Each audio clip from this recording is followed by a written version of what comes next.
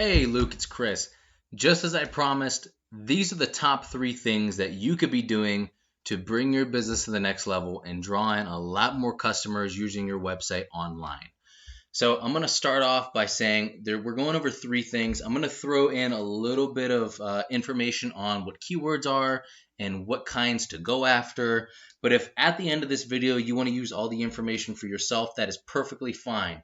Now, if you could see that I have a lot of tricks up my sleeve that could help you and your business grow to the next level, and you want to see what I have to offer, just simply reach out, give me a call, shoot me an email, and we can set up a time to talk. Now, without further ado, the top 3 things that you should be doing, right? The first thing I'm going to go over with you today is called content. The second thing I'm going to go over with you is called backlinks. And the third thing are citations. And like I said, I'm going to throw keywords in there as well.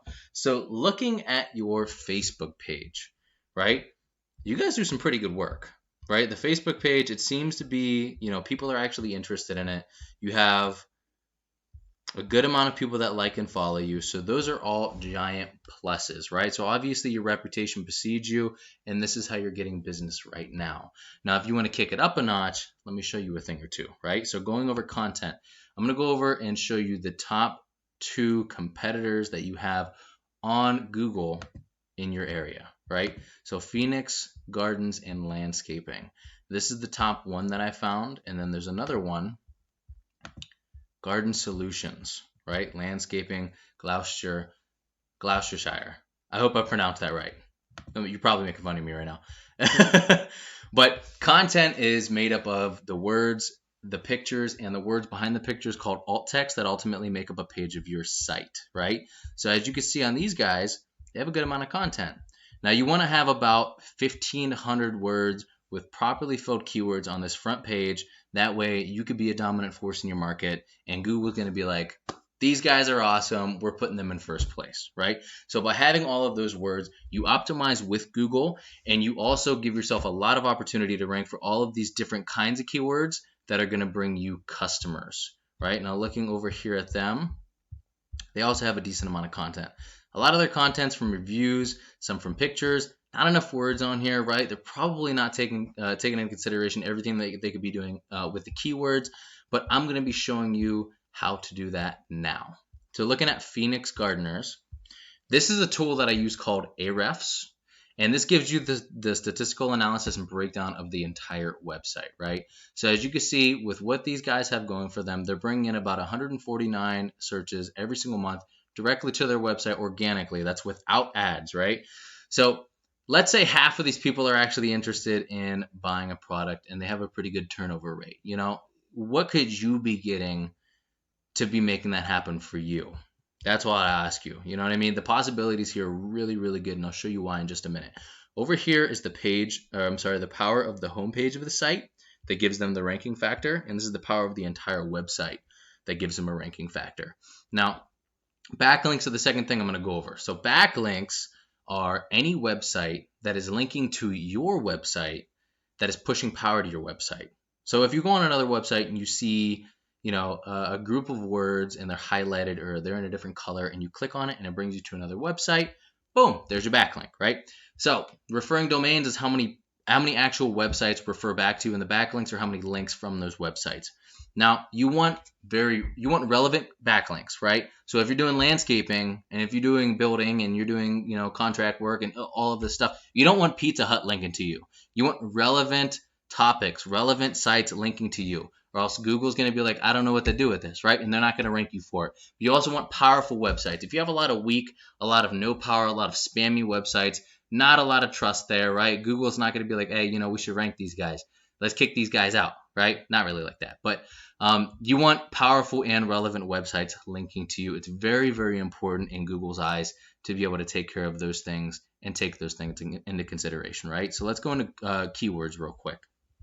So you want to go after buyer intent keywords. What are buyer intent keywords? Keywords that when people put this into Google, typically they're looking to buy a service, right? So gardeners, Gloucester. I'm not even going to say this word anymore. I know you're still making fun of me. This is the kind of word that you want to go after, right?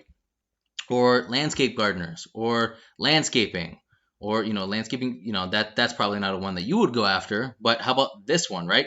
All of these have their own average volume off of this one keyword. These guys are bringing in 71 searches a month. Could you imagine if you had first place for every single one of these? That's a big deal, right? So you bring in a lot of traffic, because this is the potential on all of these, right?